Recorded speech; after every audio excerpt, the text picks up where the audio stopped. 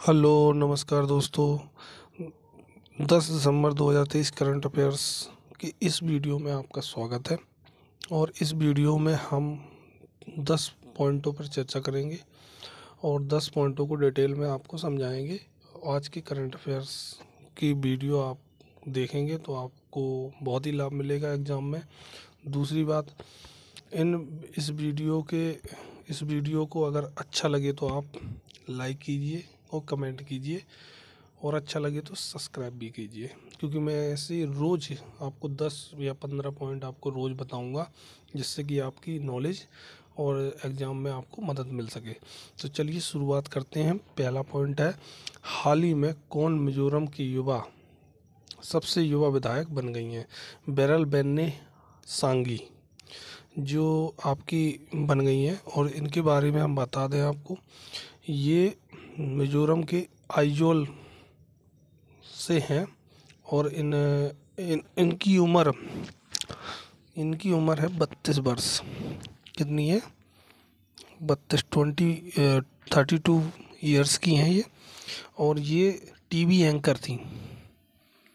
ये जो अभी काम कर रही थी वो टीवी एंकर पे काम कर रही थी, टीवी एंकर थी। और इन्होंने चुनाव लड़ा और ये बन गई हैं सबसे युवा विधायक बन गई है मिजोरम की। चलिए दोस्तों आगे देखते हैं, आगे बढ़ते हैं। तो ये दूसरा पॉइंट है, इंटर मियामी ने किसे times athlete of the year नामित किया है? लियोनेल मेसी का आपका नाम सुना होगा, बहुत ही नंबर 1 फुटबॉलर हैं विश्व के। और इनके बारे में आप थोड़ा सा जान लो। ये अर्जेंटीना के हैं। कहाँ के हैं? अर्जेंटीना। ये भी आ जाता है कभी कभी एग्ज़ाम में। लियोनेल मेसी कहाँ के हैं? अर्जेंटीना के हैं। अर्जेंटीना, ठीक है, अर्जेंटीना के हैं, ठीक। और ये जो इंटर मियामी है, ये क्या है? ये अमेरिका की एक प्रतियोगिता है। इंटर मियामी क्या है? ये इंटर मियामी एक प्रतियोगिता है सॉकर, ठीक है। तो ये प्रतियोगिता है जिसका नाम है सॉकर, ठीक है। तो ये इंटर मियामी क्लब है, वहाँ उसने टाइम्स पत्रिका, ठीक है, टाइम्स पत्रिका के माध्यम से एथलीट ऑफ द ईयर नामित किया है। एथलीट ऑफ द ईयर नामित किया है। किसको किया है? लियोनेल मेसी को, ठीक है। लियोनेल मेसी को टाइम्स ऑफ द ईयर नामित किया। आपको समझ में? ये टाइम्स मतलब है टाइम्स पत्रिका। और टाइम्स पत्रिका के बारे में आपने सुना ही होगा। टाइम्स पत्रिका ये भी अमेरिका की बहुत बड़ी पत्रिका है, जो मतलब वो स्पोर्ट में और भी चीज़ों में अपना अपना मतलब वो देती है, लिस्ट बनाती है, उसी को कहते हैं। तो इसने टाइम्स पत्रिका ने एथलीट ऑफ द ईयर नामित किया गया किसको? लियोनेल मेसी को, ठीक है। चलिए आगे बढ़ते हैं दोस्तों। हाल ही में कौन आईसीसी रैंकिंग में दुनिया के नंबर 1 T20 गेंदबाज बन गए? देखो, रवि बिश्नोई अभी T20 मैच हुए थे, अभी उसमें खेल रहे थे।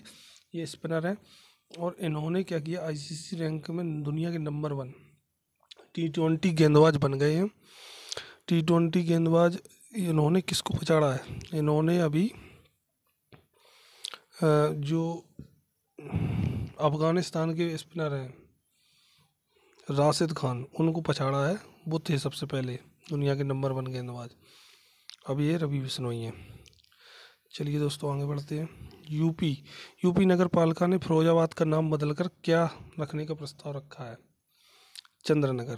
क्या रखा है? चंद्रनगर। फिरोजाबाद जो शहर है, ठीक है, जो आपके सैफई के आगे है, इटावा के आगे, तो वो ये उसको क्या किया है? नाम बदलकर क्या रखने का प्रस्ताव किया है? चंद्रनगर। अब यूपी नगर पालिका क्या है? यूपी नगर पालिका में जो 12 सदस्य होते हैं, उनमें से 11 ने मंजूरी दे दी है। किसको? अब ये प्रस्ताव किसके पास जाएगा? योगी के पास।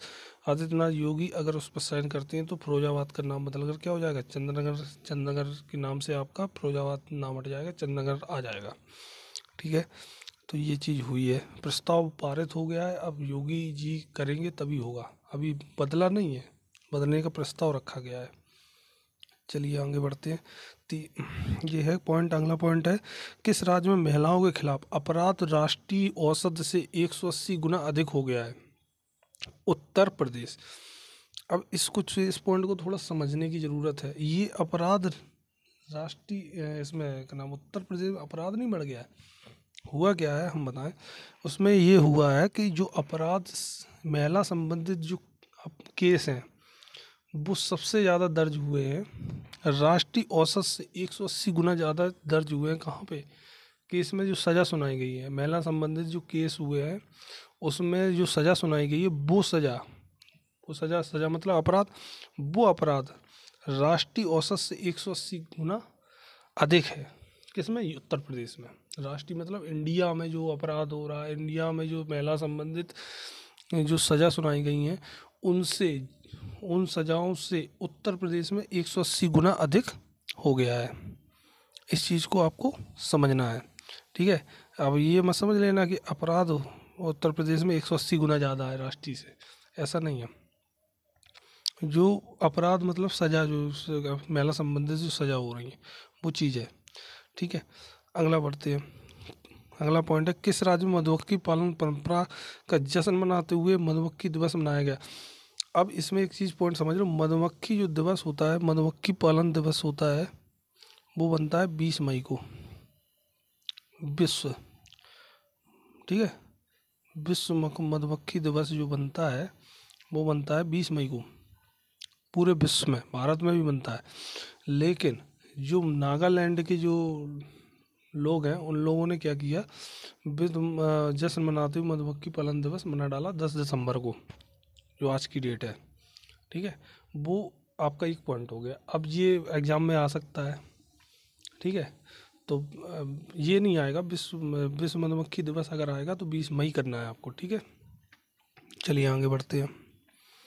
किस शहर के वैक्स म्यूजियम में बाबा अम्बेडकर की वैक्स स्टैचू की स्थापना की गई?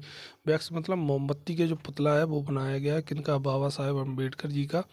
कहाँ पे?